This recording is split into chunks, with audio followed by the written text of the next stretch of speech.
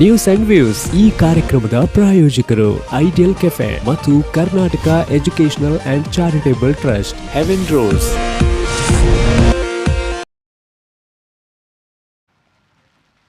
ನಮಸ್ಕಾರ, ಇದು news and views. ನಾನು ತಾರನಾಥ್ ಗಟ್ಟಿ ಕಪಿಕಾಡ್. ಈ ದಿವಸದ ಕರಾವಳಿಯ ಪ್ರಮುಖ ಬೆಳವಣಿಗೆಯ ಬಗ್ಗೆ ನಾನು ಇವತ್ತು ನಿಮ್ಮ ಗಮನ ಸೆಳೀತಾ ಇದ್ದೇನೆ. ಈ ಥರ ಏನು ಸಾಮಾನ್ಯವಾಗಿ ನಾವು ನ್ಯೂಸ್ ಆ್ಯಂಡ್ ವ್ಯೂಸಲ್ಲಿ ಆ ದಿವಸದ ಬೇರೆ ಸುದ್ದಿ ಮತ್ತು ಸುದ್ದಿ ಮಾಧ್ಯಮಗಳ ಸುದ್ದಿಗಳತ್ತ ವಿಶ್ಲೇಷಣೆ ಮಾಡ್ತಾ ಇರ್ತೇವೆ. ಇವತ್ತು ನಾವು ಕರಾವಳಿಯ ಅತ್ಯಂತ ಜ್ವಲಂತ ಸಮಸ್ಯೆ ಆಗಿರುವಂಥ ಯಾರ ಸಮಸ್ಯೆ ಅಂತ ಕೇಳಬಹುದು, ರೈತರ ಸಮಸ್ಯೆ. ಯಾವ ರೈತರದು? ಇದು ಯಾವುದೇ ಕಮರ್ಷಿಯಲ್ ಕ್ರಾಪ್, ವಾಣಿಜ್ಯ ಬೆಳೆಯೋರ್ದಲ್ಲ, ಅಡಿಕೆನೋ ತೋಟಗಾರಿಕೆ ಬೆಳೆನೋ ಅಲ್ಲ. ಇದು ಈ ಮಣ್ಣಿನ ಬೆಳೆ, ಅದು ಭತ್ತ ಬೆಳೆಯುವ ರೈತರ ಪರಿಸ್ಥಿತಿ. ಅವರ ಬೇಡಿಕೆ ಏನು, ಅವರ ಆಗ್ರಹ ಏನು?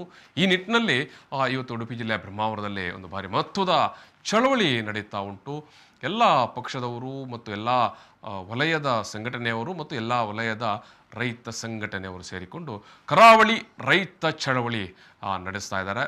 ಮುಖ್ಯವಾದಂಥ ಬೇಡಿಕೆ ಮತ್ತು ಏಕೈಕ ಬೇಡಿಕೆ ಭತ್ತಕ್ಕೆ ಬೆಂಬಲ ಬೆಲೆ 2,500 ರೂಪಾಯಿ ಘೋಷಣೆ ಮಾಡಿ ಅನ್ನುವಂಥ ಒಂದು ಆಗ್ರಹದ ಮೂಲಕ 2,500 ರೂಪಾಯಿಯನ್ನು ಭತ್ತಕ್ಕೆ ಕ್ವಿಂಟಾಲ್ ಒಂದಕ್ಕೆ ಬೆಂಬಲ ಬೆಲೆಯಾಗಿ ಘೋಷಣೆ ಮಾಡಬೇಕು ಅನ್ನುವಂಥ ಒಂದು ಆಗ್ರಹದೊಂದಿಗೆ ಇವತ್ತಿನ ಈ ಒಂದು ಪ್ರತಿಭಟನೆ ಇವತ್ತು ಬೆಳಗಿನಿಂದಲೇ ಬ್ರಹ್ಮಾವರದಲ್ಲಿ ನಡೀತಾ ಇದೆ.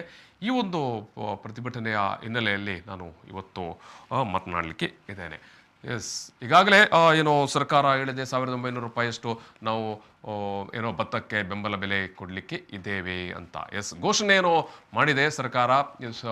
ಪ್ರತಿ ವರ್ಷ ಮಾಡುವ ರೀತಿಯೇ ಈ ಬಾರಿ ಸ್ವಲ್ಪ ಹೆಚ್ಚು ಮಾಡಿದೆ, ತುಸು ಜಾಸ್ತಿ ಅಂತ ಹೇಳ್ಬೋದು. ಆದರೆ ಇನ್ನೂ ಕೂಡ ಭತ್ತದ ಖರೀದಿ ಕೇಂದ್ರ ಎಲ್ಲೂ ಕೂಡ ಓಪನ್ ಆಗಿಲ್ಲ. ಅದು ದಕ್ಷಿಣ ಕನ್ನಡ ಜಿಲ್ಲೆ ಇರ್ಬೋದು, ಉಡುಪಿ ಇರ್ಬೋದು, ಅಥವಾ ಇತರ ಭಾಗಗಳಲ್ಲಿ ಕೂಡ. ಯಾಕಂತ ಹೇಳಿದ್ರೆ ಈಗಾಗಲೇ ಸಾಮಾನ್ಯವಾಗಿ ದೀಪಾವಳಿ ಸಂದರ್ಭದಲ್ಲಿ ಭತ್ತ ಕಟಾವಿಗೆ ಬಂದಿರುತ್ತೆ. ಆದರೆ ಇನ್ನೂ ಕೂಡ ಕಟಾವು ಮಾಡಿದ ಭತ್ತವನ್ನು ಖರೀದಿಗೆ ಕೊಂಡೋಗ್ಬೇಕಂತ ಇದ್ದರೆ ಸರ್ಕಾರದ ವತಿಯಿಂದ ಖರೀದಿ ಕೇಂದ್ರಗಳು ಆರಂಭವಾಗಿಲ್ಲ. ಇಲ್ಲಿ ಗಮನಿಸಬೇಕು. ಆದರೆ ಖಾಸಗಿ ವರ್ತಕರು ಭತ್ತವನ್ನು ಖರೀದಿಸ್ತಾರೆ.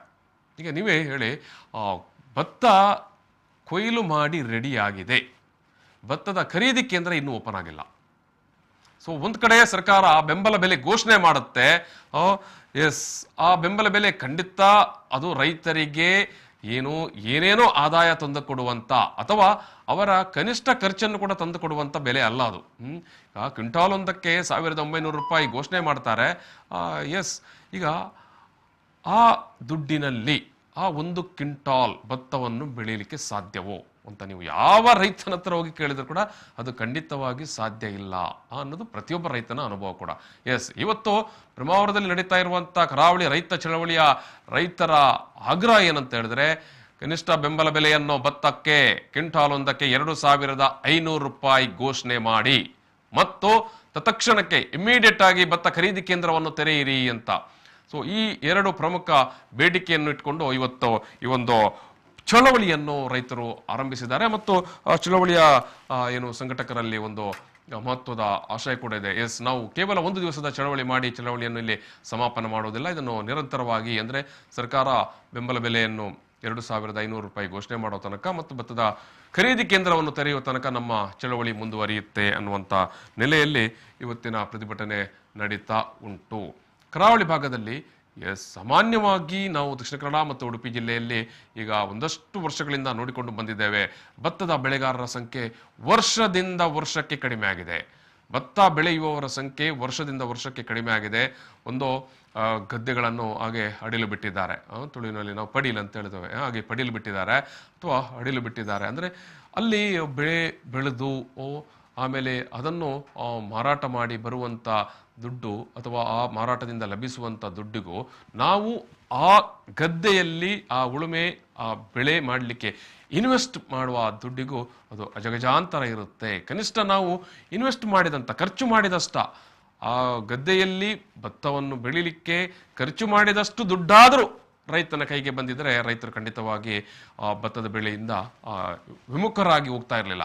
ಆದರೆ ಇವತ್ತು ಇಡೀ ಕರಾವಳಿ ಭಾಗದಲ್ಲಿ, ಕರಾವಳಿ ಪ್ರಾಂತ್ಯದಲ್ಲಿ ನಾವು ಅದು ಸಾಮಾನ್ಯ ಕಾಸರಗೋಡು ಜಿಲ್ಲೆಯಿಂದ ದಕ್ಷಿಣ ಕನ್ನಡ ಇರ್ಬೋದು ಅಥವಾ ಉಡುಪಿ ಜಿಲ್ಲೆ ಇರಬಹುದು, ಉತ್ತರ ಕನ್ನಡ ಜಿಲ್ಲೆ ಇರ್ಬೋದು, ಜನ ಅಥವಾ ರೈತರು ಭತ್ತದ ಬೆಳೆಯಿಂದ ವಿಮುಖರಾಗಿ ಬೇರೆ ವಾಣಿಜ್ಯ ಬೆಳೆ ಅದು ಅದು ಅಡಿಕೆನೋ ಅಥವಾ ಕೋಕೋನೋ ಅಥವಾ ಇತರ ತೋಟಗಾರಿಕೆ ಬೆಳೆಯತ್ತ ಮುಖ ಮಾಡ್ತಾ ಇದ್ದಾರೆ. ಅಂದ್ರೆ ರೈತರಿಗೆ ತಾವು ಭತ್ತ ಬೆಳೆದು ಏನೋ ಊಟ ಮಾಡಬಹುದು, ಆದರೆ ಖಂಡಿತವಾಗಿಯೂ ಅದನ್ನೇ ಒಂದು ಆದಾಯ ತರುವ ಅಥವಾ ಆದಾಯದ ಮೂಲವಾಗಿ ನಂಬಿಕೊಂಡು ಬದುಕಲಿಕ್ಕೆ ಸಾಧ್ಯ ಇಲ್ಲದಂತ ಪರಿಸ್ಥಿತಿ ಇದೆ. ಬೆಂಬಲ ಬೆಲೆಯನ್ನು ಘೋಷಣೆ ಮಾಡಿಲ್ಲ ಮತ್ತು ಮಾಡ್ತಾನೂ ಇಲ್ಲ. ನಾನು ಇವತ್ತಿನ ಚಳವಳಿಯ ಬಗ್ಗೆ ಚಳವಳಿಯ ಪ್ರಮುಖ ವ್ಯಕ್ತಿಯಾಗಿ ಭಾಗವಹಿಸಿರುವಂತ ಭುಜಂಗ ಶೆಟ್ಟಿ ಅವರ ಜೊತೆಗೆ ನಾನು ಈ ಸಂದರ್ಭದಲ್ಲಿ ಮಾತಾಡ್ಲಿಕ್ಕೆ ಇದ್ದೇನೆ. ಸರ್ ನಮಸ್ಕಾರ. ನಮಸ್ಕಾರ ಸರ್. ಈಗ ನೀವು ಭಾರಿ ಮಹತ್ವದ ಒಂದು ಹೆಜ್ಜೆಯನ್ನು ಇರಿಸಿದ್ದೀರಿ ಅಂತ ಹೇಳ್ಬೋದು. ಯಾಕಂತ ಹೇಳಿದ್ರೆ ಭತ್ತದ ಬೆಳೆಗಾರರ ಕಷ್ಟ ಎಲ್ಲರಿಗೆ ಗೊತ್ತಿರುವಂತದ್ದೇ ಸರ್, ಎಲ್ಲರಿಗೂ ಗೊತ್ತಿರುವಂತದ್ದೇ. ನೀವು ಇವತ್ತಿನ ಚಳವಳಿಯ ನಿಮ್ಮ ಪ್ರಮುಖ ಆಶಯಗಳು, ಬೇಡಿಕೆಗಳು ಏನ್ ಸರ್, ಮತ್ತು ಯಾವ ಹಿನ್ನೆಲೆಯಲ್ಲಿ ನೀವು ಇವತ್ತಿನ ಈ ಒಂದು ಚಳವಳಿಯನ್ನು ನಡೆಸ್ತಾ ಇದ್ದೀರಿ? ಸರ್, ಈಗ ನಮ್ದು ರೈತರ ಒಂದು ಕೂಗು ಇದು ಅನೇಕ ವರ್ಷಗಳ ಒಂದು ನಿರಂತರ ಕೂಗು ಇದು. ಇದಕ್ಕೆ ಎಲ್ರು ಕೇಳ್ತಾರೆ, ಮನವಿ ತಗೊಳ್ತಾರೆ, ಆದ್ರೆ ಅದಕ್ಕೆ ಏನು ರಿಯಾಕ್ಷನ್ ಇಲ್ಲ. ಪರಿಸ್ಥಿತಿಯನ್ನ ಅರ್ಥ ಮಾಡ್ಕೊಂಡ್ರೆ ನಮ್ಮ ಪ್ರತಿನಿಧಿಗಳು ಖಂಡಿತ ನಾವು ಕೇಳಿದ್ದನ್ನ ಬೆಂಬಲ ಬೆಲೆಯೋ ಅಥವಾ ಇನ್ನಿನ ಸಮಸ್ಯೆಯನ್ನ ಪರಿಹರಿಸಲಿಕ್ಕೆ ಅನುಕೂಲ ಆಗ್ತದೆ. ನೋಡಿ, ನಮ್ಮ ಜಿಲ್ಲೆ ತುಂಡು ಭೂಮಿಗಳ ಜಿಲ್ಲೆ, ಕರಾವಳಿ ಜಿಲ್ಲೆಗಳು 5%, 20% ಚಿಕ್ಕ ರೈತ, ಅತಿ ಚಿಕ್ಕ ರೈತ ಅಂತೇಳಿ ಇದು ಬೇರೆ ಜಿಲ್ಲೆಗಳಲ್ಲಿ ಇಲ್ಲ. ಇದನ್ನ ಸರ್ಕಾರ ಅರ್ಥ ಮಾಡ್ಕೊಂಡ್ರೆ ನಮ್ಗೆ ಒಂದು ಕೃಷಿ ನೀತಿಯನ್ನ ಬೇರೆ ಮಾಡ್ಬೇಕು. ಈ ತುಂಡು ಭೂಮಿ ಜಿಲ್ಲೆಗಳಿಗೆ ಒಂದು 2500 ನಾವು ಕ್ವಿಂಟಲ್ಗೆ ಬೆಂಬಲ ಬೆಲೆ ಕೇಳ್ತಾ ಇದ್ದೇವೆ. ಬೇರೆ ಜಿಲ್ಲೆಗಳಲ್ಲಿ ಈ ಸಮಸ್ಯೆ ಇಲ್ಲದೆ ಇದ್ದದ್ರಿಂದ ಮತ್ತು ನೀರಾವರಿಗೆ ಸಾವಿರಾರು ಕೋಟಿ ಸರ್ಕಾರ ಪ್ರತಿ ವರ್ಷ ಸುರಿತಾ ಇರುವುದರಿಂದ ನಮ್ಮ ಜಿಲ್ಲೆಗೆ ಅಂತ ವ್ಯವಸ್ಥೆ ಇಲ್ಲ. ಬೆಂಬಲ ಬೆಲೆ ಕೊಡ್ಲಿಕ್ಕೆ ಸರ್ಕಾರಕ್ಕೇನು ಕಷ್ಟವೇ ಅಲ್ಲ. ಮತ್ತೀಗ ಸರ್ಕಾರ ಈಗಾಗಲೇ ನೋಡಿ ಹೊಯ್ಗೆಗೆ ಪ್ರತ್ಯೇಕ ನೀತಿ ಮಾಡ್ತೇವೆ ಕರಾವಳಿಗೆ ಅಂತ ಹೇಳ್ತಾರೆ. ಕೃಷಿಕರಿಗೆ ಆಗುದಿಲ್ವಾ? ಆಗ್ತದೆ. ಇಚ್ಛಾಶಕ್ತಿಯ ಕೊರತೆಯಿಂದ ನಾವು ಇವತ್ತು ನರಳ್ತಾ ಇದ್ದೇವೆ. ಅಕಾಲಿಕ ಮಳೆ, ಈ ಪ್ರಾಕೃತಿಕ ವೈಪರೀತ್ಯದಿಂದಾಗಿ ಬಹುಶಃ ಇವತ್ತು ಗದ್ದೆಯಲ್ಲಿ ಆ ಕೊಳ್ತದ್ದು ಬೆಳೆತ ನೋಡಿದ್ರೆ ನಮ್ ಹೊಟ್ಟೆ ಉರಿತದೆ. ನಾವು ಮಾಡಿದ್ದೇವೆ, ನಾನು 5, 6, 8 ಎಕರೆ ಮಾಡ್ತಾ ಇದ್ದೇನೆ. ಆದ್ರೆ ಅಷ್ಟು ಮಜೂರಿ ಕೊಟ್ಟು ಮಾಡಿ ನಾವು ಸರಿಯಾಗಿ ಮಾಡಿದ್ರೆ ಭತ್ತದಲ್ಲಿ ಲಾಸ್ ಆಗುದಿಲ್ಲ ನಮ್ಗೆ. ಈಗ ಮಿಲ್ಲಿನವರು 1100, 1200 ಕೊಟ್ಟು ಪಡ ಖರೀದಿ ಮಾಡ್ತಾರೆ. ಸರ್ಕಾರ ಬೆಂಬಲ ಬೆಲೆ ನಿರ್ಧಾರ ಮಾಡುವಾಗ್ಲೂ DC ಅವರು ಖರೀದಿ ಯಾರನ್ನ? ಮಿಲ್ಲು ಓನರ್ನ. ಅವ್ರು ಹೇಳಿದ್ದನ್ನ ಕೇಳಿ ಇವರು ಬೆಂಬಲ ಬೆಲೆ ಘೋಷಣೆ ಮಾಡೋದು. ರೈತ ಪ್ರತಿನಿಧಿಗಳನ್ನ ಕರೆದು ಯಾವತ್ತಾದ್ರೂ ಚರ್ಚೆ ಮಾಡಿದಾರಾ? ಇಲ್ಲ. ಆ ಪ್ರಾಕ್ಟಿಕಲ್ ಸಮಸ್ಯೆ ಅನುಭವವೇ ಇಲ್ಲದಂತ ಅಧಿಕಾರಿಗಳು ನಮ್ಮ ಜನಪ್ರತಿನಿಧಿಗಳು. ಆದ್ರಿಂದ ಇವತ್ತು ನಾವೆಲ್ಲ ಒಂದು 10-20 ಜನ ಕೂತ್ಕೊಂಡು ರೈತರನ್ನೇ ತಯಾರು ಮಾಡ್ಕೊಂಡು, ಇಲ್ಲಿ ಯಾರು ಅಧ್ಯಕ್ಷ, ಕಾರ್ಯದರ್ಶಿ, ಪದಾಧಿಕಾರಿ ಇಲ್ಲ, ರೈತರ ಹೋರಾಟ, ಜನಪರ ಹೋರಾಟ, ಎಲ್ಲ ಸಂಘಟನೆಗಳ ಮುಖ್ಯಸ್ಥರು ಸಹ ಇವತ್ತು ಭಾಗವಹಿಸಿದ್ದಾರೆ. ಸುಮಾರು ಒಂದು 10,000 ಜನ ಇವತ್ತು ನಾವು ಒಂದು 5-6 ಜನ ದಿವಸದಲ್ಲಿ ಅವರವರೇ ಬಂದದ್ದು. ಅವರವರೇ, ನಾವೇನ್ ಕರ್ಕೊಂಡ್ ಬಂದದ್ದಲ್ಲ. ನಾವು ಅವ್ರಿಗೆ ಇನ್ವಿಟೇಷನ್ ಕೊಡ್ಲಿಲ್ಲ, ಹ್ಯಾಂಡ್ ಬಿಲ್ ಇಲ್ಲ, ಏನೂ ಇಲ್ಲ. ಆ ರೀತಿಯ ವ್ಯವಸ್ಥೆಗೆ ಇವತ್ತು ಒಟ್ಟಾದದ್ದು ನೋಡಿದ್ರೆ ಖಂಡಿತ ರೈತರಿಗೆ ಅವ್ರ ಕಷ್ಟ ಪರಿಹಾರ ಆಗ್ತದನ್ನುವ ಆಶಾಭಾವನೆ ಮೂಡಿದೆ. ಇವತ್ತು ಪ್ರಥಮ ಹಂತದಲ್ಲಿ ನಾವು ಒಂದು ಆಗ್ರಹ, ನಮ್ಗೆ ಹಕ್ಕೊತ್ತಾಯ, ಬೇಡಿಕೆ ಅಷ್ಟೇ, ಪ್ರತಿಭಟನೆ ಅಲ್ಲ.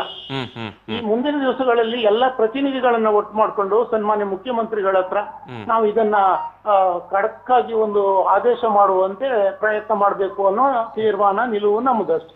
ಈಗ ಇದು ಭುಜಂಗ ಶೆಟ್ರೆ, ನೀವು ಏನು ಕರಪತ್ರ ಕೊಡದೆ, ನೋಟಿಸ್ ಕೊಡದೆ ಅಥವಾ ಏನೋ ಜನರನ್ನು ಒತ್ತಾಯ ಮಾಡದೆ ಕೂಡ ಇಷ್ಟು ದೊಡ್ಡ ಸಂಖ್ಯೆಯಲ್ಲಿ ಇವತ್ತು ರೈತರು ಬಂದು ಭಾಗವಹಿಸಿದ್ದಾರೆ ಅಂತ ಹೇಳಿದ್ರೆ, ಬಹುಶಃ ರೈತರ ಒಳಗಡೆ ಇರುವಂತಹ ಬೇಗುದಿಯ ನೋವು, ಆಕ್ರೋಶ, ಇದೆಲ್ಲದರ ಒಂದು ಪ್ರತಿಫಲ ಅಂತ, ಅಥವಾ ಏನು ಅದರ ಒಂದು ನಾವು ರಿಯಾಕ್ಷನ್ ಅಂತಲೇ ಇದನ್ನ ಹೇಳ್ಬೋದು ಅಲ್ವಾ?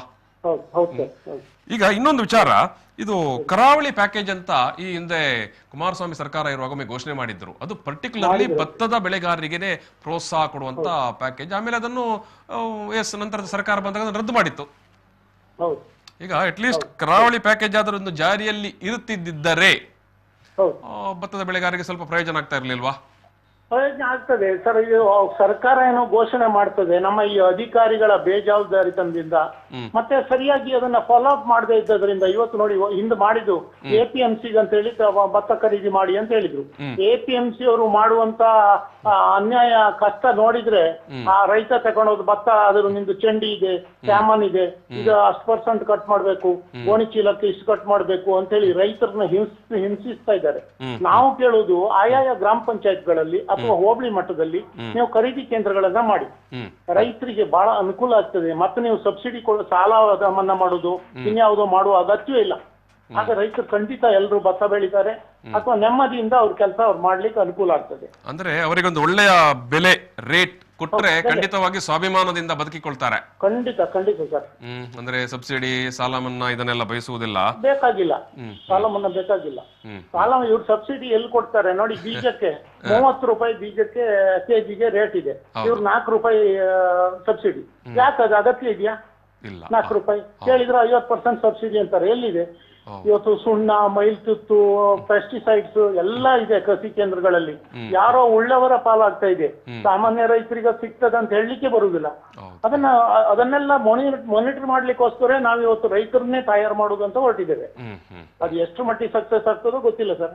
ಅಂತೂ ರೈತರಿಗೆ ಒಂದು ಅವೇರ್ನೆಸ್ ಕ್ರಿಯೇಟ್ ಮಾಡೋದು ನಮ್ ಕೆಲಸ. ಖಂಡಿತ ಖಂಡಿತ ಒಳ್ಳೆಯ ಒಂದು ಚಳವಳಿ sir. Thank you sir. Thank you sir. Thank you. Yes, ಇದು ಭುಜಂಗ ಶೆಟ್ಟಿ ಅವರ ಅಭಿಪ್ರಾಯ. ಭುಜಂಗ ಶೆಟ್ಟಿ ಅವರು ಮಾಜಿ ಜಿಲ್ಲಾ ಪಂಚಾಯತ್ ಸದಸ್ಯರು ಕೂಡ. ಎಸ್, ರೈತರು ಸ್ವ ಆಸಕ್ತಿಯಿಂದ ಕೇವಲ ನಮ್ಮ ಒಂದು ಕರೆ ಅಥವಾ ನಮ್ಮ ಒಂದು ಮನವಿಯನ್ನು ನೋಡಿ ಇವತ್ತು ಈ ರೀತಿಯ ಒಂದು ಪ್ರತಿಭಟನಾ ಜಾಥಾ ಅಥವಾ ಒಂದು ಏನು ಇವತ್ತಿನ ಒಂದು ಚಳವಳಿಯಲ್ಲಿ ಭಾಗವಹಿಸಿದ್ದಾರೆ ಅನ್ನುವಂಥ ವಿಚಾರವನ್ನು ಅವರು ಇವತ್ತು ನಮ್ಮ ಮುಂದೆ ಇಟ್ಟರು. ಯಾಕಂದರೆ ನಾವು ಒಂದು ಸಾಮಾನ್ಯವಾಗಿ ನಾವು ನೋಡ್ತೇವೆ, ಯಾವುದೇ ಊರಲ್ಲಿ ಇರ್ಬೋದು, ಅದು ಪ್ರಮುಖವಾಗಿ ಕರಾವಳಿ ಪ್ರಾಂತ್ಯದಲ್ಲಿ ಯಾವುದೇ ಜನಪರ ವಿಚಾರದ ಅಥವಾ ಜನಪರ ಕಾಳಜಿಯ ಚಳವಳಿ ನಡೆಯುತ್ತೆ ಅಂತ ಹೇಳಿದ್ರೆ ಅಲ್ಲಿ ಜನರು ಬಂದಿರುವುದಿಲ್ಲ. ಆದರೆ ಯಾರಿಗೂ ಕೂಡ ಬೇಕಾಗಿಲ್ಲ.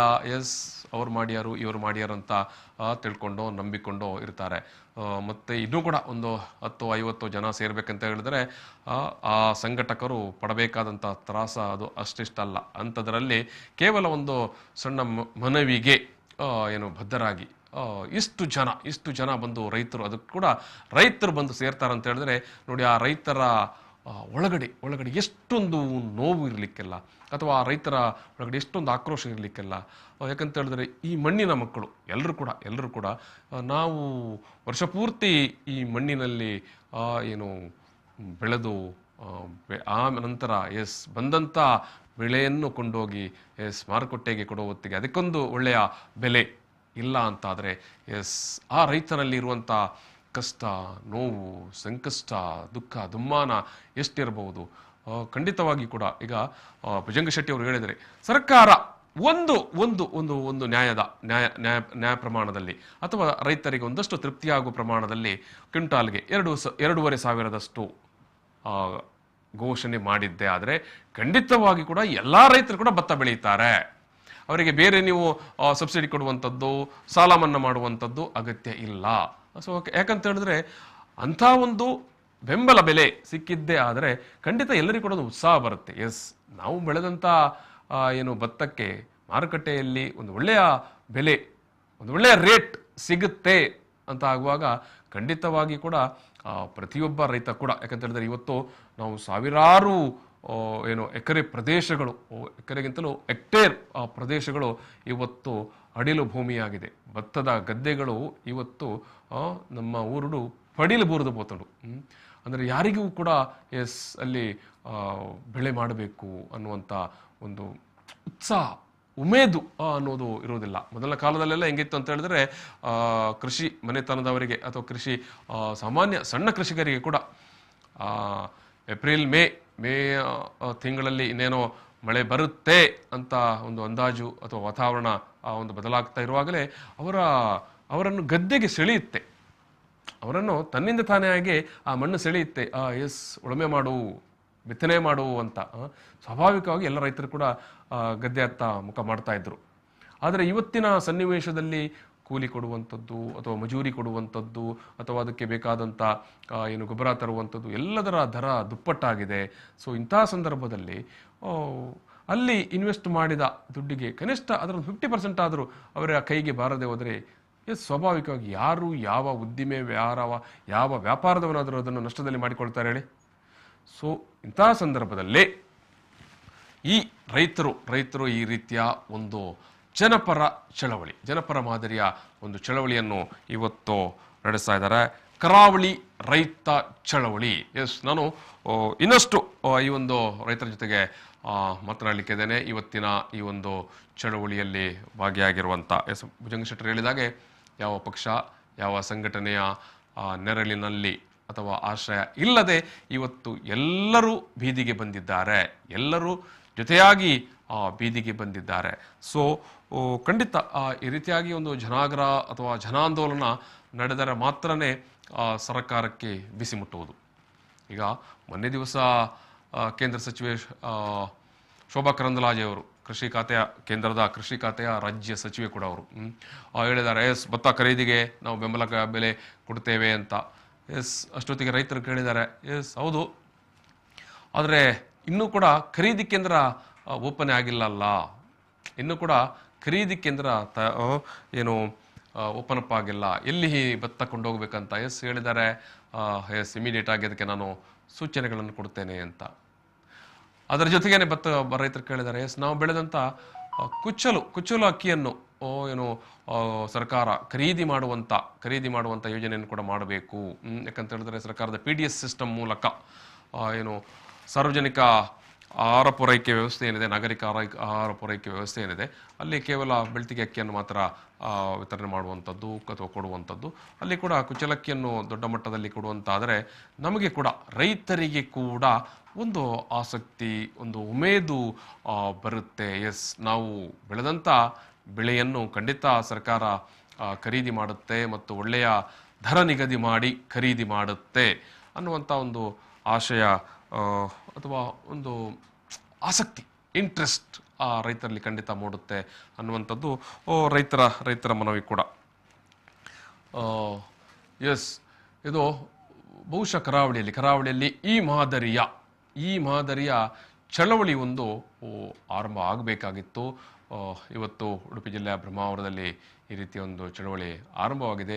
ರೈತರು ಒಂಥರ ಸ್ವಯಂ ಪ್ರೇರಣೆಯಿಂದ, ಈಗ ಭುಜಂಗಶೆಟ್ಟಿ ಅವರು ಹೇಳಿದಾಗೆ 4-5 ಮಂದಿ ಜನ ಅಥವಾ ಸಮಾನ ಮನಸ್ಕ ರೈತರು ಕುಳಿತುಕೊಂಡು ತೀರ್ಮಾನ ಮಾಡಿದೆವು ಈ ರೀತಿಯ ಒಂದು ಹೋರಾಟಕ್ಕೆ ಚಾಲನೆ ನೀಡಬೇಕು ಅಂತ.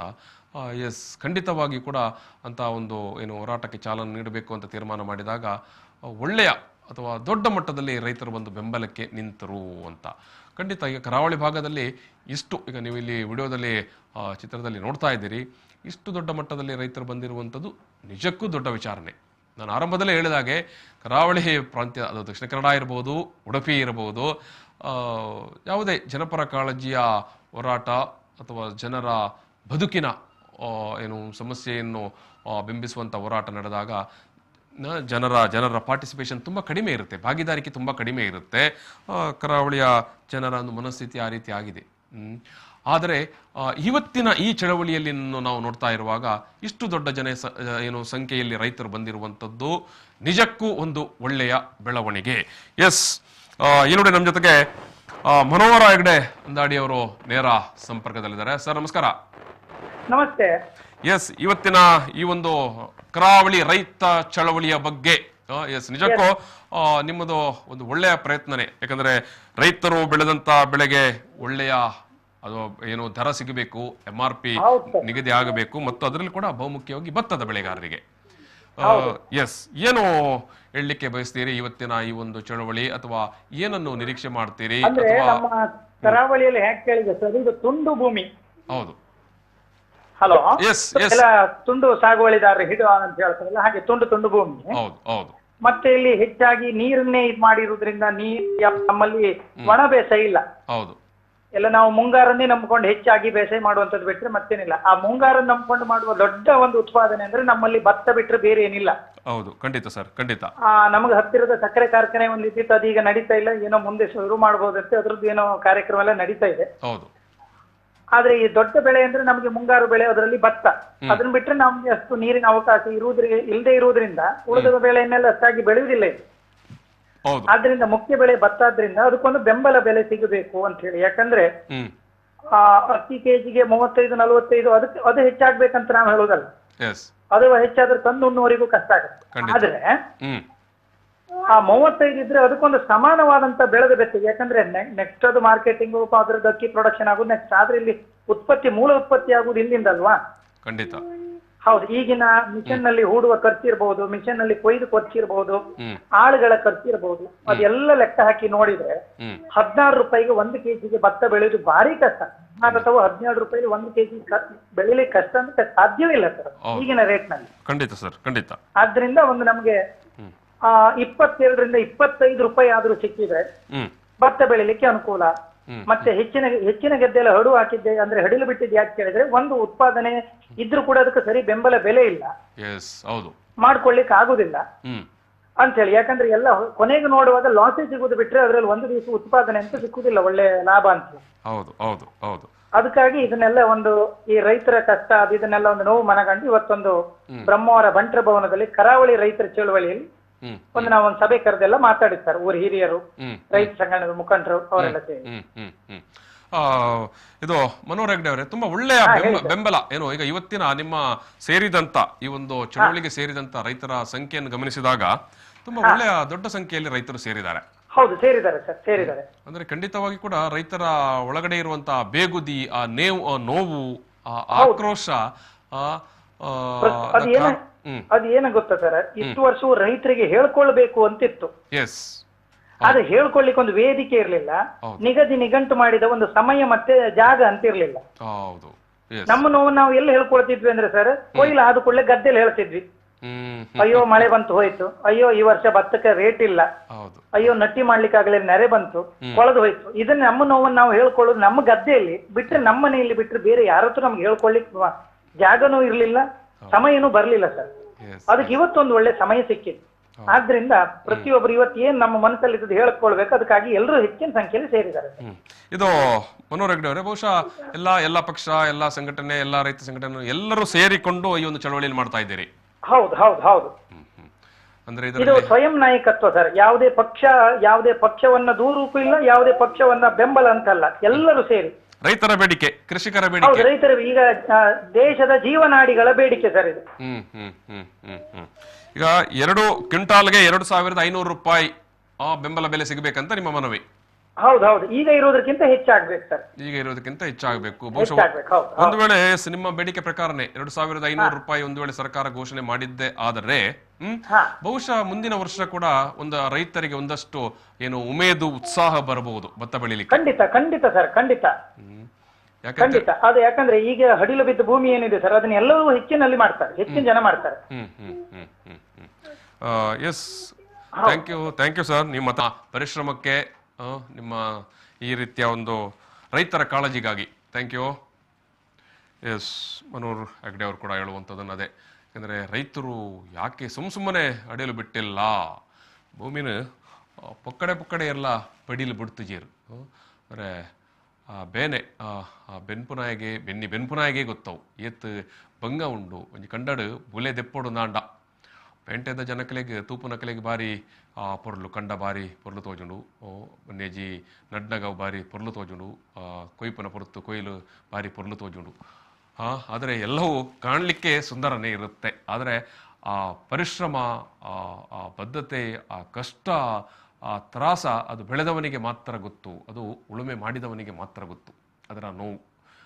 ಎಸ್, ಹೋರಾಟಗಾರರು ಹೇಳಿದ ಥರ ಎಲ್ಲ ಸಣ್ಣ ಸಣ್ಣ ಜಮೀನವರು, ಸಣ್ಣ ಹಿಡುವಳಿದಾರರು. ಸೊ ಹಾಗಾಗಿ ಅವರ ಸಣ್ಣ ರೈತರು ಮತ್ತು ಸ್ವಾಭಾವಿಕವಾಗಿ ಸಣ್ಣ ರೈತರ ಧ್ವನಿ ಕೂಡ ಸಣ್ಣದೇ ಇರುತ್ತೆ. ನಾವು ನೋಡ್ತೇವೆ, ಬಯಲುಸೀಮೆ ಕರ್ನಾಟಕ ಇರ್ಬೋದು, ಉತ್ತರ ಕರ್ನಾಟಕ ಇರ್ಬೋದು, ಅಥವಾ ಹೈದರಾಬಾದ್ ಕರ್ನಾಟಕ ಇರ್ಬೋದು, ಅಲ್ಲಿ ನೀರಾವರಿ, ಸರ್ಕಾರದ ನೀರಾವರಿ ವ್ಯವಸ್ಥೆ ಇರುತ್ತೆ ಮತ್ತು ಎಕರೆಗಟ್ಟಲೆ ಹೆಕ್ಟೇರ್ಗಟ್ಟಲೆ ಭೂಮಿ ಇರುತ್ತೆ ಒಬ್ಬೊಬ್ಬ ರೈತನಲ್ಲಿ ಕೂಡ, ಸಣ್ಣ ರೈತನಲ್ಲಿ ಕೂಡ. ದೊಡ್ಡ ರೈತನಾದರೆ 50-60 ಎಕರೆ ಕೂಡ ಇರುತ್ತೆ, ಸೊ ಅದಕ್ಕಿಂತ ಜಾಸ್ತಿ ಇರುತ್ತೆ. ಸೊ ಅವ್ರು ಮಾಡುವಂಥ ಬೇಸಾಯ ಇರ್ಬೋದು ಅಥವಾ ಅವರ ಏನು ಕೃಷಿಯಲ್ಲಿ ಅವರ ಭಾಗಿದಾರಿಕೆ ಅದೆಲ್ಲ ದೊಡ್ಡ ಮಟ್ಟದಲ್ಲಿ ಇರುತ್ತೆ. ಮತ್ತು ಸ್ವಾಭಾವಿಕವಾಗಿ ಅವರ ಧ್ವನಿ ಕೂಡ ದೊಡ್ಡದೇ ಇರುತ್ತೆ.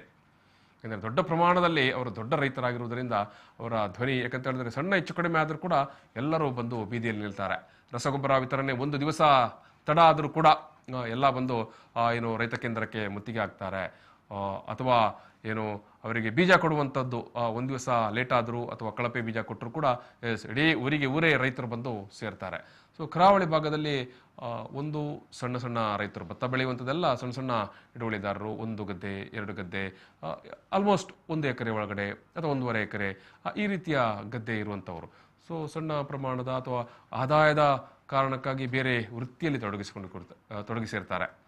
ಸ್ವಾಭಾವಿಕವಾಗಿ ತೊಡಗಿಸಿಕೊಳ್ಳೇಬೇಕಾಗತ್ತೆ ಕೂಡ. ಏನೋ ಒಬ್ಬ ರೈತನಿಗೆ 1.5 ಎಕರೆ ಅಥವಾ 2 ಎಕರೆ ಗದ್ದೆ ಇದೆ ಅಂತ ತಕ್ಷಣ ಅದನ್ನೇ ನಂಬಿಕೊಂಡು ಅವನ ಜೀವನ ಸಾಗಿಸಲಿಕ್ಕೆ ಆಗೋದಿಲ್ಲ. ಈಗ ನಿಮಗೆ ಗೊತ್ತು ಇಷ್ಟು ರೇಟ್ ಅಂತ, ಈ ರೇಟ್ ನಂಬಿಕೊಂಡು ಜೀವನ ಸಾಗಿಸಲಿಕ್ಕೆ ಆಗೋದಿಲ್ಲ. ಸೊ ಅದೇ ಬಯಲುಸೀಮೆಯ ರೈತರಾದರೆ ದೊಡ್ಡ ಪ್ರಮಾಣದ ರೈತರು, ದೊಡ್ಡ ಮಟ್ಟದ ಕೃಷಿಕರು, ಅವರು ಅದನ್ನೇ ಅವರ ವೃತ್ತಿ ಮತ್ತು ಬದುಕಾಗಿ ನಂಬಿಕೊಂಡಿರುವರು. ಸೊ ಹಾಗಾಗಿ ಒಂದು ಸಣ್ಣ ಹೆಚ್ಚು ಕಡಿಮೆ ಆದರೂ ಕೂಡ ದೊಡ್ಡ ಸಂಖ್ಯೆಯಲ್ಲಿ ರೈತರು ಪ್ರತಿಭಟನೆ ಧರಣಿಯಲ್ಲಿ ಭಾಗಿಯಾಗ್ತಾರೆ. ಕರಾವಳಿ ಭಾಗದಲ್ಲಿ ಹೋರಾಟಗಾರರು ಹೇಳಿದಾಗೆ ಸಣ್ಣ ಸಣ್ಣ ಹಿಡುವಳಿದಾರರು, ಸಣ್ಣ ಸಣ್ಣ ಭೂಮಿಯವರು. ಸೊ ನಾನು ಈ ಸಂದರ್ಭದಲ್ಲಿ ನಿಮ್ಮ ಜೊತೆಗೆ ಇನ್ನೋರ್ವ ಈ ಒಂದು ಹೋರಾಟದ ಪ್ರಮುಖ ಭಾಗಿದಾರರಾಗಿರುವಂತ ವಸಂತ ಗಿಳಿಯಾರ್ ಅವರಿದ್ದಾರೆ. ಸರ್ ನಮಸ್ಕಾರ. ಸರ್ ನಮಸ್ತೆ ಸರ್. ಇವತ್ತಿನ ಈ ಒಂದು ಕರಾವಳಿ ರೈತ ಚಳವಳಿಯನ್ನು ನೀವೆಲ್ಲ ಜೊತೆಯಾಗಿ ಸಂಘಟಿಸಿರುವುದಕ್ಕೆ ನಾನು ಸಮಸ್ತ ರೈತರ ಪರವಾಗಿ ನಿಮಗೆ ಅಭಿನಂದನೆಯನ್ನು ಸಲ್ಲಿಸ್ತಾ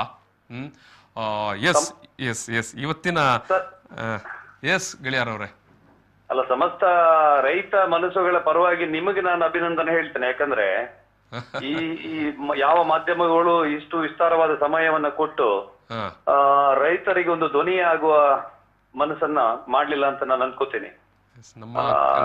ರೈತರು ಅಂತ ಹೇಳಿದ್ರೆ ಏನು ಮಾಡ್ಲಿಕ್ಕೆ ಆಗೋದಿಲ್ಲ, ಮತ್ತೆ ರೈತರನ್ನ ಒಂದು ಚಪ್ಪರದ ಅಡಿ ತರ್ಲಿಕ್ಕೆ ಆಗೋದಿಲ್ಲ, ಕಪ್ಪೆಯನ್ನ ತೂಕ ಮಾಡಿದ ಹಾಗೆ ಆಗ್ತದೆ ಅನ್ನೋ ತರದ ಭಾವನೆಗಳಿತ್ತು. ಅದು ಹೋಗ್ಬೇಕು ಅಂತ ಹೇಳಿ ರೈತ ಚಳವಳಿಗೆ ತುಂಬಾ ದೊಡ್ಡ ಹಿನ್ನೆಲೆ ಏನಿಲ್ಲ. ನರಗಂಧ ನವಲ್ಗುಂದ ಹೋರಾಟ 1980 ಈಚೆಗೆ ಒಂದು ಸರ್ಕಾರವನ್ನು ಬೀಳಿಸಿತ್ತು. ಅದಕ್ಕಿಂತ ಮೊದಲು ರೈತ ಹೋರಾಟ ಇರ್ಲಿಲ್ಲ. ಕೃಷ್ಣ ಮೇಲ್ದಂಡೆ ವಿಷಯ ಇರ್ಬೋದು ಅಥವಾ ಏನು ಉತ್ತರ ಕರ್ನಾಟಕದ ಭಾಗದ ಜನರಿಗೆ ನೀರು ಅಲ್ಲೇ ಹರಿದ್ರು ನೀರು ಅವರಿಗೆ ಉಪಯೋಗ ಇಲ್ಲ ಎನ್ನುವ ಒಂದು ಆಕ್ರೋಶ ಭುಗಿಲೆದ್ದು ಒಂದು ದೊಡ್ಡ ಚಳವಳಿ ಸ್ವರೂಪವನ್ನು ಪಡೆದಿತ್ತು. ಆದ್ರೆ ಅಂತಹದ್ದನ್ನು ಇಲ್ಲಿ ನಿರೀಕ್ಷೆ ಮಾಡ್ಲಿಕ್ಕೆ ಆಗೋದಿಲ್ಲ. ನಮ್ಮ ಜನ ಸ್ವಲ್ಪ ಈಚೆ ಬಂದು ಹೋರಾಟದ ಜೊತೆ ಪಾಲ್ಗೊಂಡ್ರೆ ಜನಪ್ರತಿನಿಧಿಗಳನ್ನ ಅವ್ರ ಗದ್ದುಗೆ ಅಲುಗಾಡ್ತದೆ ಎನ್ನುವ ಸಂದೇಶವನ್ನ ಅವರಿಗೆ ತಲುಪಿಸಿದ್ರೆ ಅವರು ನಮ್ಮ ಗದ್ದೆ ಕಡೆ ಇಳ್ಕೊಂಡು ಬರ್ತಾರೆ. ಹಾಗಾಗ್ಬೇಕು ಅನ್ನೋದು ನಮ್ಮ ಆಶೆ. ಈಗ ಇವತ್ತು ನಿಮ್ಮ ಬೇಡಿಕೆ, ಪ್ರಮುಖ ಬೇಡಿಕೆ ಏನು? ಕ್ವಿಂಟಾಲ್ಗೆ 2500 ರೂಪಾಯಿ ಭತ್ತಕ್ಕೆ ಸಿಗಬೇಕು ಮತ್ತು ಭತ್ತ ಖರೀದಿ ಕೇಂದ್ರವನ್ನು ತಕ್ಷಣಕ್ಕೆ ಓಪನ್ ಮಾಡಬೇಕಂತ ನಿಮ್ಮ ಬೇಡಿಕೆ. ಈಗ ನಾನು ಈ ಪ್ರತಿಭಟನೆ ಆರಂಭದಿಂದಲೂ ಇದನ್ನು ಹೇಳ್ತಾ ಇದ್ದೇನೆ. ಇವತ್ತು ಸೇರಿದಂತ ರೈತರ ಸಂಖ್ಯೆ ಖಂಡಿತಕ್ಕೂ ಕರಾವಳಿಯ ನಾವು ಈ ಭಾಗವನ್ನು ಇಷ್ಟು ಸಮಯದಿಂದ ನೋಡಿಕೊಂಡು ಬಂದಿರುವುದರಿಂದ ತುಂಬಾ ಒಳ್ಳೆಯ ಅಥವಾ ದೊಡ್ಡ ಸಂಖ್ಯೆಯಲ್ಲಿ ರೈತರ ಭಾಗಿಗಳಾಗಿದ್ದಾರೆ. ಅಂದರೆ ರೈತರ ಒಳಗಡೆ ಇರುವಂತಹ ಬೇಗುದಿ, ನೋವು, ಆಕ್ರೋಶ ಸ್ವಾಭಾವಿಕವಾಗಿ ಇವತ್ತಿನ ನಿಮ್ಮ ಈ ಒಂದು ಹೋರಾಟದಲ್ಲಿ ಪ್ರತಿಫಲನಗೊಂಡಿದೆ. ಹೌದು. ನನಗೆ ಅನ್ಸತ್ತೆ ಇದು ಕರಾವಳಿಯ ರೈತ ಚಳುವಳಿಯ ಆರಂಭ ಅಂತ ಅನ್ಸತ್ತೆ. ಇಷ್ಟು ರೈತರು ಆಕ್ರೋಶಿತರಾಗಿ ಬೀದಿಗಿಳಿದಿದ್ದು ಬಹುಶಃ ಕರಾವಳಿಯಲ್ಲಿ ಕಡಿಮೆ. ನಮ್ಮ ಪ್ರತಾಪ್ ಚಂದ್ರ ಶೆಟ್ಟರು ವರಾಹಿ ಯೋಜನೆಯ ವಿರುದ್ಧ ಹೋರಾಟವನ್ನ ಮಾಡದೇ ಇದ್ರೆ ಇವತ್ತಿಗೂ ಕೂಡ ವರಾಹಿ ಯೋಜನೆ ಇಷ್ಟರ ಮಟ್ಟಿಗೂ ಮುಂದುವರಿತಿರಲಿಲ್ಲ. ಹೋರಾಟವನ್ನ ಮಾಡದೆ ಯಾವುದು ಕೂಡ ಆಗೋದಿಲ್ಲ ಎನ್ನುವುದು ಇಲ್ಲಿ ಸಾಬೀತಾಗಿದೆ. ಈ ಮಗು ಅಳದೇ ಇದ್ರೆ ತಾಯಿ ಹಾಲು ಕೊಡೋದಿಲ್ಲ ಅನ್ನೋ ಮಾತನ್ನ ನಾನು ನೋಡಿದೆ. ಹಾಗೆ ನಾವು ನಮ್ದು ಆಗ್ರಹ ಮತ್ತೆ ಹಕ್ಕೊತ್ತಾಯ ಇದು ಕೊಡಿ ಅಂತ ಕೇಳದೆ ಇದ್ರೆ ಏನೂ ಕೊಡೋದಿಲ್ಲ. ಖಂಡಿತ ಸರ್, ಖಂಡಿತ ಕೊಡೋದಿಲ್ಲ. 2,500 ಇದೆಯಲ್ಲ ಸರ್, ಇದೊಂದು ಗಮನಕ್ಕೆ ಇರ್ಬೇಕು. 2,500 ಕೊಟ್ಟಿರೋದೇನು ದೊಡ್ಡ ಯಶಸ್ಸಲ್ಲ ನಮ್ದು, ಅದು ಮಿನಿಮಮ್. ಅದು MSP ಅಂತ ಕೇಳ್ತಿರೋದು. ಕೇರಳದಲ್ಲಿ ಸರ್ಕಾರ ಘೋಷಣೆ ಮಾಡಿರೋದು 28 ರೂಪಾಯಿ. ಅಲ್ಲಿನ ಮಿಲ್ಗಳಲ್ಲಿ 26, 27 ರೂಪಾಯಿ ಮಿಲ್ನವರು ಪರ್ಚೇಸ್ ಮಾಡ್ತಿದ್ದಾರೆ. ಮಿನಿಮಮ್ ಪ್ರೈಸ್ ಅನ್ನ ಕೊಟ್ಟ ತಕ್ಷಣ ಪೂರ್ತಿ ಸರ್ಕಾರವೇ ಖರೀದಿ ಮಾಡಕ್ ಆಗೋದಿಲ್ಲ. ನಾವು ಈ ಹೋರಾಟಕ್ಕೆ ಕರೆ ಕೊಟ್ಟ ನಂತರ 1,550 ಇದ್ದ ಭತ್ತದ ಬೆಲೆ 1,750 ಆಗಿದೆ. ಅದು ಈ ಹೋರಾಟದ ಎಲ್ಲ ರೈತ ಪರ ಮನಸ್ಸುಗಳ ಯಶಸ್ಸು ಅಂತ ನಾನು ಭಾವಿಸ್ತೇನೆ ಸರ್. ಈಗ ನೀವು ಉಲ್ಲೇಖ ಮಾಡಿದ ರೀತಿಯೇ ಕೇರಳದ ಮಾದರಿಯನ್ನಾದರೂ ಕನಿಷ್ಠ ಏನೋ ನಮ್ಮಲ್ಲಿ ಅನುಷ್ಠಾನಕ್ಕೆ ತಂದರೆ ಏನೋ ಕಿಲೋಗೆ 28 ರೂಪಾಯಿ ನೀವು ಹೇಳಿದರೆ ಖಂಡಿತ. ನಿಮ್ಗೆ ಪ್ಯಾಡಿ ಅಗ್ರಿಕಲ್ಚರ್ ಆಕ್ಟ್ ಅಂತಾನೆ ಒಂದು ಕಾಯ್ದೆ ತಂದಿದ್ದಾರೆ. ಹೌದು. ಹೌದು ಹೌದು ನಮ್ಮ ಜನಪ್ರತಿನಿಧಿಗಳು, ನಮ್ಮ ಕರಾವಳಿ ರಾಜಕಾರಣಿಗಳು ಅದ್ರ ಬಗ್ಗೆ ಗಮನ ವಹಿಸ್ಬೇಕಲ್ಲ ಸರ್. ಇವ್ರು ಮನ್ಸು ಮಾಡ್ಬೇಕು. ಇಡೀ ಕರಾವಳಿ ರಾಜಕೀಯ ಇಚ್ಛಾಶಕ್ತಿಯ ಶೂನ್ಯತೆಯಲ್ಲಿದೆ. ಇಡೀ ಕರಾವಳಿ ರಾಜಕೀಯ ಇಚ್ಛಾಶಕ್ತಿಯ ಶೂನ್ಯತೆಯಲ್ಲಿದೆ. ಇಂಥ ಒಂದು ವಿಷಾದದ ಸಂಗತಿ ಇದು. ಖಂಡಿತ ಸರ್. ಈಗ ಏನಾಗಿದೆ, ಒಂದು ನಾವು ವಿರೋಧ ಪಕ್ಷವಾಗಿ ಕೆಲಸ ಮಾಡ್ಬೇಕೀಗ. ರೈತರು, ಜನಸಾಮಾನ್ಯರು ಇವರನ್ನ ಎಚ್ಚರಿಸಬೇಕು. ನಿದ್ದೆಯಲ್ಲಿ ನಿದ್ದೆಯಲ್ಲಿದ್ದಾಗ ನಡೆಸ್ತಾ ಇದ್ದಾರೆ ಇವರು. ನಿದ್ದೆಯಲ್ಲಿದ್ದಾಗೆ ನಟನೆ ಮಾಡ್ತಾ ಇದ್ದಾರೆ. ಹೌದು. ಇವರಿಗೆ ಏನಾಗಿದೆ, ನಾವು ಎಚ್ಚರಿಸದೇ ಇದ್ರೆ, ನೀವು ನಮ್ಮ ಕಡೆ ಗಮನ ಕೊಡದೇ ಇದ್ರೆ, ನಾವು ನಿಮ್ ಜೊತೆಗೆ ಇಲ್ಲ ಎನ್ನುವ ಸಂದೇಶವನ್ನ ಕೊಡದೇ ಇದ್ರೆ ಇದು ನಿರಂತರ ನಿರ್ಲಕ್ಷ್ಯ ಆಗತ್ತೆ ಸರ್.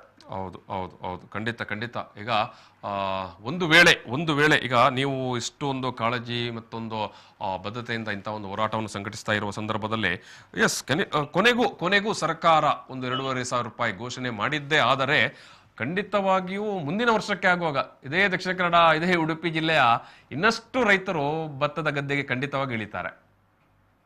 ಖಂಡಿತ ಸರ್.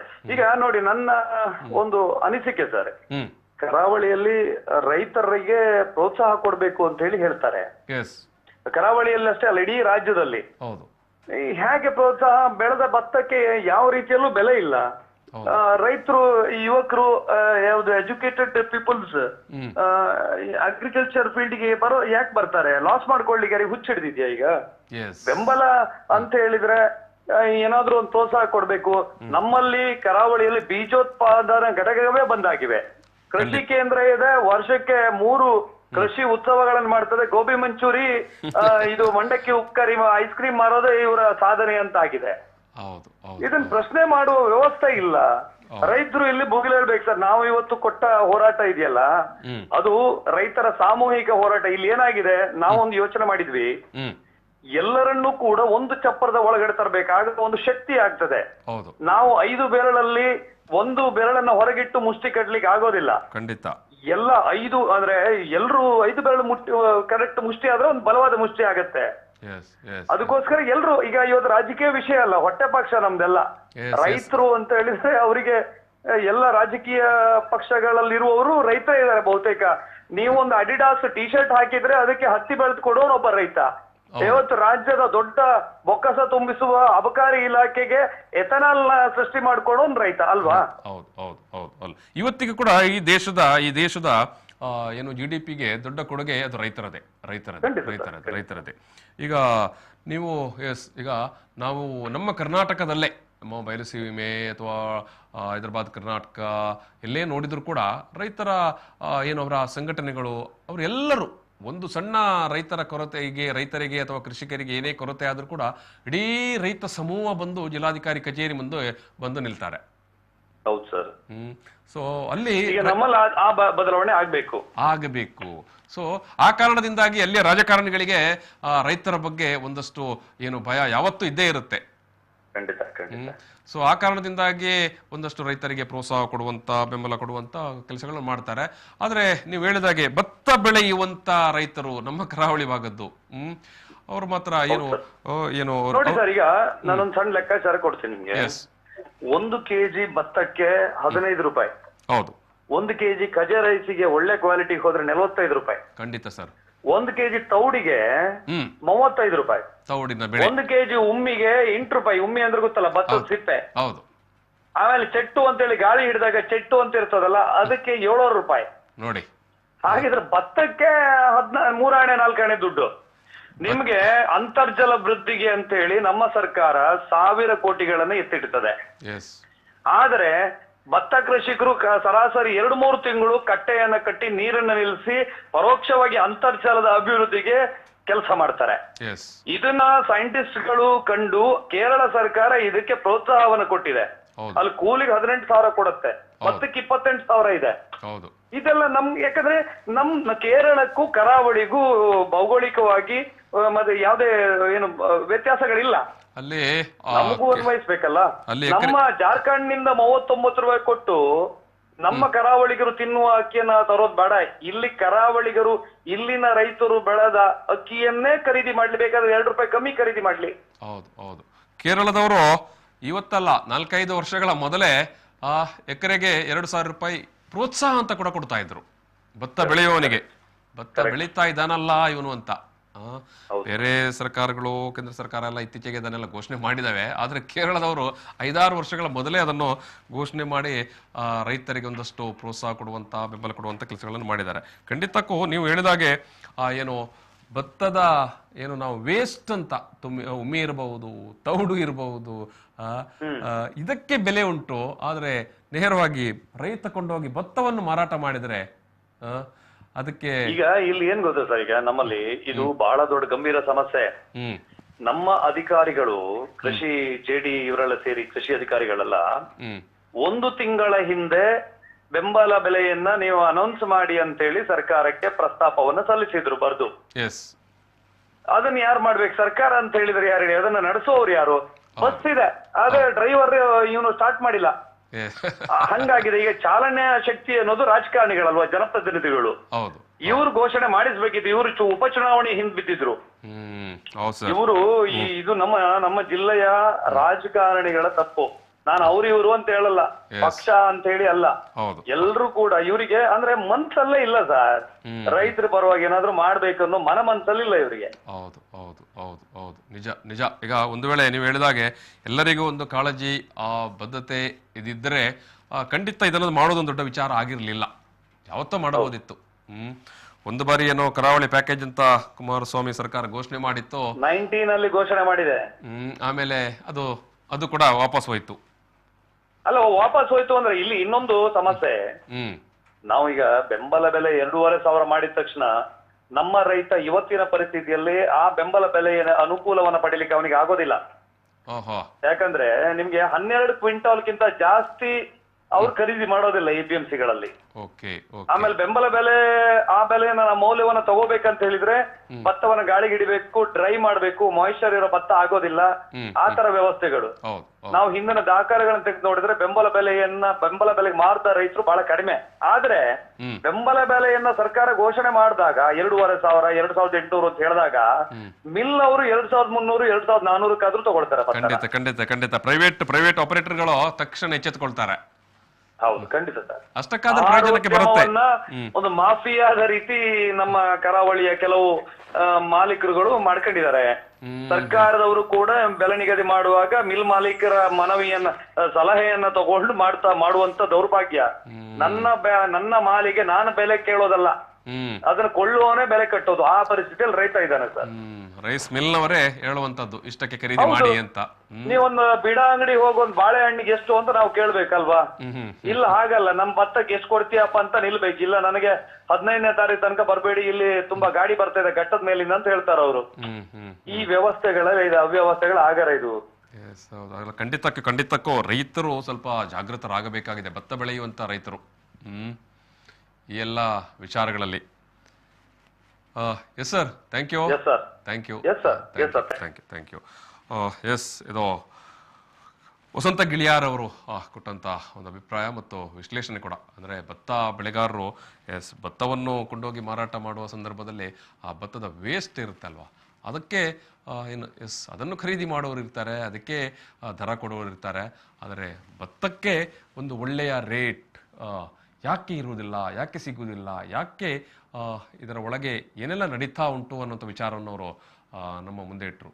ಅಂದರೆ ಭತ್ತ ಬೆಳೆಯುವವನಲ್ಲೇ ಸರ್ಕಾರ ಕೇಳೋದಿಲ್ಲ ಎಷ್ಟು ಈ ಬಾರಿ ನಿಗದಿ ಮಾಡುವ ಅಂತ. ವೆರಸ್ ಮಿಲ್ಲಿನವರಲ್ಲಿ ಕೇಳ್ಕೊಳ್ತಾರೆ, ಅಥವಾ ಮಿಲ್ಲಿನವರ ಲಾಬಿ ಆ ಥರ ಇರುತ್ತೆ. ಇದಕ್ಕಿಂತ ಜಾಸ್ತಿ ಮಾಡಬೇಡಿ, ಇಷ್ಟೇ ಸಾಕು ಅಂತ. ಅಂದರೆ ಅವರಿಗೆ ಅವಾಗ ಖರೀದಿಗೆ ಸುಲಭ ಆಗತ್ತೆ. ಹೇಳೋಕ್ಕಾಗತ್ತಲ್ವಾ ರೈತರ ಹತ್ರ, ಸರ್ಕಾರನೇ ಘೋಷಣೆ ಮಾಡಿರೋದು 1,500 ರೂಪಾಯಿ, ಸೊ ನಮ್ಮಲ್ಲಿ 1,400 ರೂಪಾಯಿಗೆ ನಿಮ್ಗೆ ಕೊಡೋಕ್ಕೇನು, ಅಥವಾ ಅದಕ್ಕಿಂತ 100 ರೂಪಾಯಿ ನಾವು ಜಾಸ್ತಿ ಕೊಡ್ತೇವೆ, 1,600 ರೂಪಾಯಿ ಕೊಡ್ತೇವೆ ಅಂತ. ಸೊ ಗಿಳಿಯಾರ್ ಅವರು ಹೇಳಿದಾಗ, ಒಂದು ವೇಳೆ ಸರ್ಕಾರ 2,500 ರೂಪಾಯಿ ಬೆಂಬಲ ಬೆಲೆ ಘೋಷಣೆ ಮಾಡಿದ್ದೇ ಆದರೆ ಈ ಮಿಲ್ನವರು ಕೂಡ ಕನಿಷ್ಠ ಒಂದು 2,300, 400 ಕೊಡಲಿಕ್ಕೆ ತಯಾರಿರ್ತಾರೆ. ಯಾಕೆಂತ ಹೇಳಿದ್ರೆ ಬೆಂಬಲ ಬೆಲೆಯ ಈ ನಡುವೆ ನಮ್ಮ ಜೊತೆಗೆ ಈ ಒಂದು ಹೋರಾಟದಲ್ಲಿ ಭಾಗಿಯಾಗಿರುವಂತ ಸುಪ್ರಸಾದ್ ಶೆಟ್ಟಿ ಅವರು ನೇರ ಸಂಪರ್ಕದಲ್ಲಿದ್ದಾರೆ. ಸರ್ ನಮಸ್ಕಾರ. ಹಲೋ, ನಮಸ್ಕಾರ ಶೆಟ್ಟಿ, ನಮಸ್ಕಾರ. ನಮಸ್ಕಾರ. ಎಸ್, ಇವತ್ತಿನ ಈ ಒಂದು ನಿಮ್ಮ ಕರಾವಳಿ ರೈತ ಚಳವಳಿಯ ಸಂದರ್ಭದಲ್ಲಿ ನಿಮ್ಮ ಬೇಡಿಕೆಯನ್ನು ನಾವು ನೋಡಿದೆವು, 2,500 ರೂಪಾಯಿ ಬೆಂಬಲ ಬೆಲೆ ಘೋಷಣೆ ಆಗಬೇಕು ಅಂತ. ಎಸ್, ಏನೆಲ್ಲ ನೀವು ಹೇಳಲಿಕ್ಕೆ ಬಯಸ್ತೀರಿ ಸರ್ ಇವತ್ತಿನ ಈ ಒಂದು ಹೋರಾಟ, ಚಳವಳಿ ಮತ್ತು ಒಳ್ಳೆಯ ಸಂಖ್ಯೆ?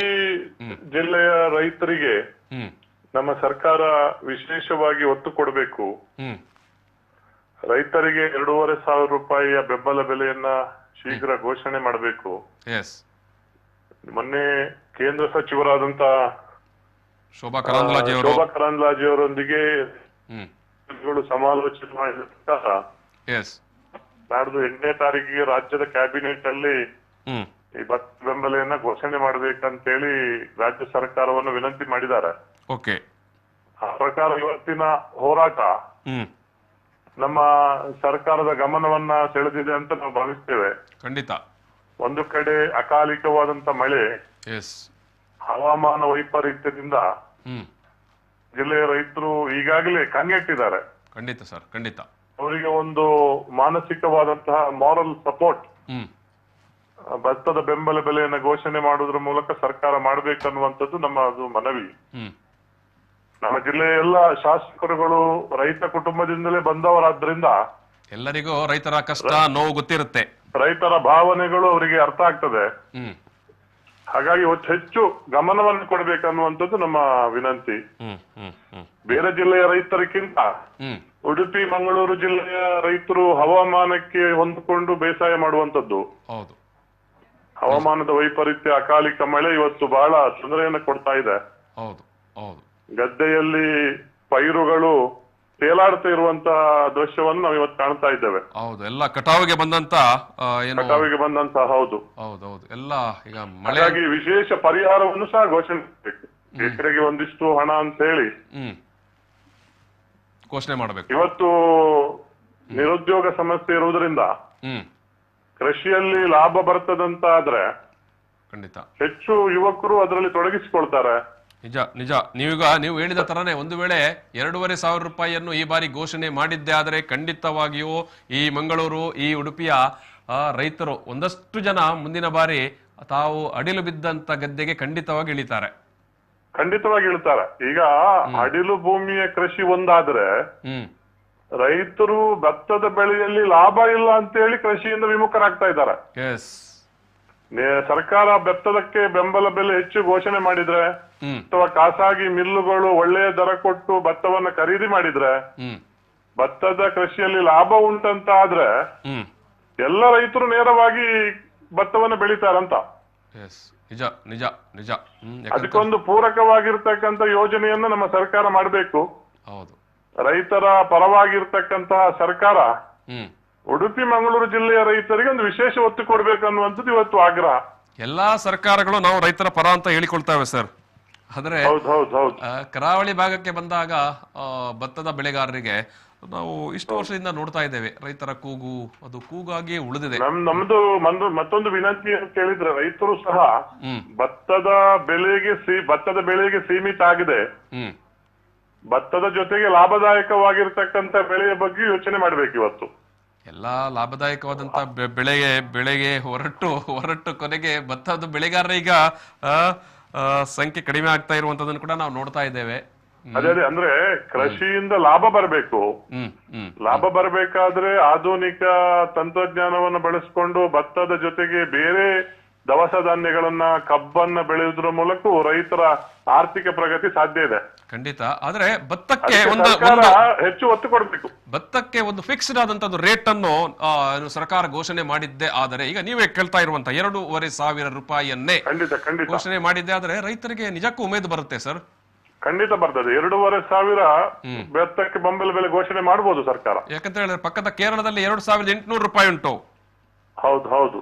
ಅಂದ್ರೆ ಅತ್ಯಂತ ಕಷ್ಟದಿಂದ ಭತ್ತವನ್ನು ಬೆಳೆಯುವಂತದ್ದು. ಬಹಳ ಶ್ರಮ ವಹಿಸಿ ಭತ್ತವನ್ನು ಬೆಳೆಯುವಂತದ್ದು. ಜೊತೆಗೆ ಈ ಎಲ್ಲ ಮಳೆಗಳ ಸವಾಲುಗಳು, ಹವಾಮಾನ ವೈಪರೀತ್ಯದ ಸವಾಲುಗಳನ್ನೆಲ್ಲ ಸ್ವೀಕಾರ ಮಾಡ್ಕೊಂಡು ಪಾಪ ರೈತ ಬೆಳೆಯುವಂತ ಬೆಳೆ. ಬಟ್ ಏನ್ಯಾವ ಇವತ್ತಿನ ನಿಮ್ಮ ಈ ಒಂದು ಚಳವಳಿ ಒಂದು ಒಳ್ಳೆಯ ಒಂದು ಮೆಸೇಜ್ ಅನ್ನು ಕೊಟ್ಟಿದೆ ಸರ್. ಖಂಡಿತ ರೈತರಲ್ಲಿ ಒಂದು ಸಂಘಟನೆ ಆಗಿದೆ ಅಂತ ಹೇಳಿ ಒಂದು ದಿಕ್ಸೂಚಿ ಆಗಿದೆ. Thank you sir, thank you. Okay. ಇದು ಬ್ರಹ್ಮಾವರದಲ್ಲಿ ನಡೀತಾ ಇರುವಂತಹ ಕರಾವಳಿ ರೈತ ಚಳವಳಿಯ ಇವತ್ತಿನ ಹೋರಾಟದ ವಿಚಾರಗಳು. ರೈತರ ಬೇಡಿಕೆ, ಭತ್ತ ಬೆಳೆಯುವ ರೈತರಿಗೆ ಕ್ವಿಂಟಾಲೊಂದಕ್ಕೆ 2,500 ರೂಪಾಯಿ, ಅಂದರೆ ಕಿಲೋಕ್ಕೆ 25 ರೂಪಾಯಿ ಘೋಷಣೆ ಮಾಡಿ, ಆ ಮೂಲಕ ಘೋಷಣೆ ಮಾಡಿ ಭತ್ತ ಖರೀದಿ ಕೇಂದ್ರಗಳ ಮೂಲಕ ಖರೀದಿ ಮಾಡಿ ಅಂತ ರೈತರ ಬೇಡಿಕೆ. ನಿಜಕ್ಕೂ ಇದೇನು ಸರ್ಕಾರಕ್ಕೆ ಭಾರಿ ದೊಡ್ಡ ವಿಚಾರ ಅಥವಾ ತಲೆಬಿಸಿಯ ವಿಚಾರ ಅಲ್ಲ. ಇಲ್ಲಿ ಬೇಕಾಗಿರುವಂಥದ್ದು ನಮ್ಮ ಕರಾವಳಿಯ ರಾಜಕಾರಣಿಗಳ ಇಚ್ಛಾಶಕ್ತಿ. ಸ್ವಲ್ಪ ಅವರು ಒತ್ತಡ ಮಾಡಿದರೆ ಖಂಡಿತಕ್ಕೂ ಇದನ್ನು ಘೋಷಣೆ ಮಾಡೋದು ದೊಡ್ಡ ವಿಚಾರ ಅಲ್ಲ. ನಮಗಿಂತ ಸಣ್ಣ ರಾಜ್ಯ ಕೇರಳದಲ್ಲಿ 28 ರೂಪಾಯಿ ಇದೆ ಬೆಂಬಲ ಬೆಲೆ ಭತ್ತಕ್ಕೆ, ಕಿಲೋ ಒಂದಕ್ಕೆ, ಅಂದರೆ ಕ್ವಿಂಟಾಲ್ಗೆ 2,800 ರೂಪಾಯಿ ಇದ್ದಾವೆ. ಜೊತೆಗೆ ಎಕರೆಗೆ 2,000 ರೂಪಾಯಿ ಪ್ರೋತ್ಸಾಹ ಬೆಂಬಲ ಅನ್ನುವಂಥದ್ದು ಕೂಡ ಎಕ್ಸ್ಟ್ರಾ ಆಗಿ ಕೊಡ್ತಾ ಇದ್ದಾರೆ. ಸೊ ಇಂಥ ಸಂದರ್ಭದಲ್ಲಿ ಸರ್ಕಾರ ಈ ಚಳವಳಿಗೆ, ಈ ರೈತರ ಬೇಡಿಕೆಗೆ, ಈ ಕೃಷಿಕರ, ಈ ಮಣ್ಣಿನ ಮಕ್ಕಳ ಬೇಡಿಕೆಗೆ ಸ್ವಲ್ಪ ತಲೆದೂಗಿದರೆ ಖಂಡಿತವಾಗಿಯೂ ನಮ್ಮ ಕರಾವಳಿ ಪ್ರಾಂತ್ಯದಲ್ಲಿ ಭತ್ತ ಬೆಳೀತಾ ಇರುವಂಥ ರೈತರಿಗೆ ದೊಡ್ಡ ಮಟ್ಟಿನ ಒಂದು ಪ್ರೋತ್ಸಾಹ ಆಗಲಿಕ್ಕಿದೆ.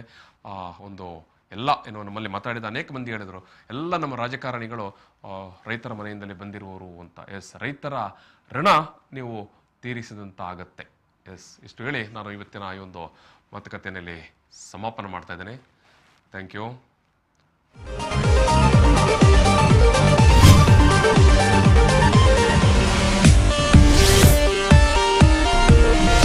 ನ್ಯೂಸ್ ಅಂಡ್ ವ್ಯೂಸ್ ಈ ಕಾರ್ಯಕ್ರಮದ ಪ್ರಾಯೋಜಕರು ಐಡಿಯಲ್ ಕೆಫೆ ಮತ್ತು Karnataka educational and charitable trust, heaven rose.